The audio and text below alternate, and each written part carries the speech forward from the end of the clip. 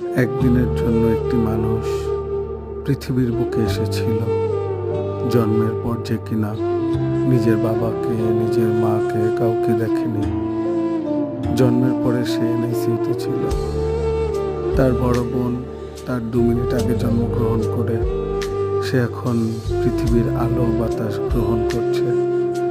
আর তার 2 মিনিট পরে তার ছোট ভাই জন্মগ্রহণ করে অন্ধকার কবরের বাসিন্দা হয়ে গেছে।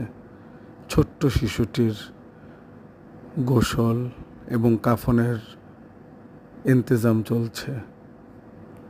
তাকে সমাহিত করা হবে অন্ধকার কবরে, সেই ইন্তজাম করা হচ্ছে।